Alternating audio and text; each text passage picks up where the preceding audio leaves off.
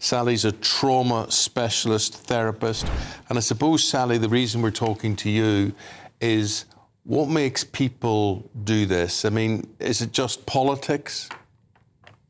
It's a perfect storm. It's 14 years of Tory legacy, the division, the broken country, the lack of funding, the disparities between North and South, everything that the Tories have done, how they've broken the NHS, how they've destroyed young people's dreams and stolen people's lives. So we're faced with a country that's completely divided.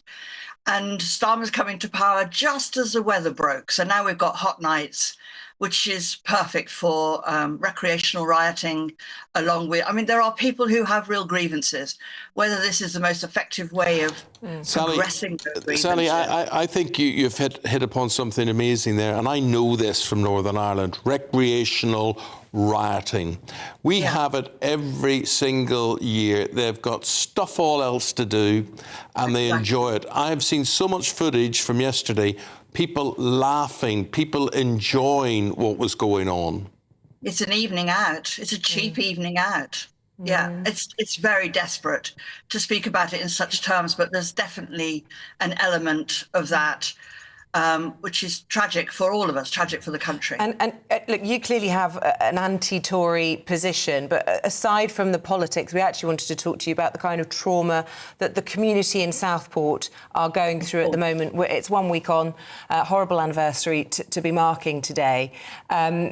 How and can that community ever move on from what, you know, obviously it's an active legal case going on, but what seems to be just a totally random killing spree?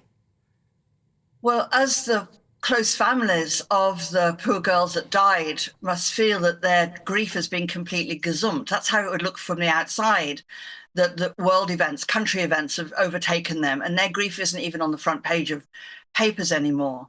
But what else's mom, one of the poor girls that died, his mom did on social media, she said, I'm going to do this once. And that was an acknowledgement of her own overwhelming grief. I'm going to ask you not to do this. We don't need this. And there's been lots of calls from different communities who've been really resilient and saying, not in our name, this is not about us. And for every demonstrator that's come out, there've been peaceful people come out trying to dissipate the violence, trying to protect mosques. Southport, for several nights, came out and cleaned up the debris and the aftermath of the rioting that they suffered.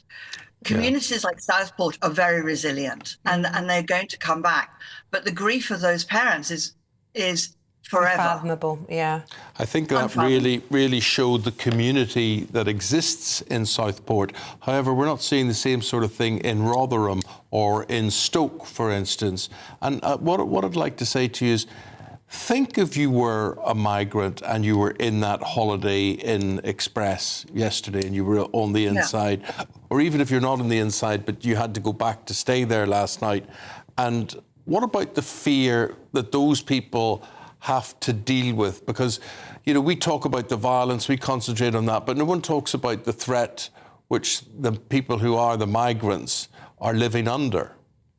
They're already traumatized people, aren't they? I mean, they've been, you know, traveling hundreds, thousands of miles. They've probably come across in boats or in backs of trucks. Some of these people have been here for a long time now. No one is even addressing the trauma of the migrants and what they have to live with, and the flashbacks, the fear, the anxiety that impacts their lives every day. And it must have been terrifying to be under siege and not knowing if they were going to be burnt alive in their accommodation. Terrifying. We'll leave it there. Thank you very much indeed for summing that up for us. Sally is a trauma therapist. Thank you.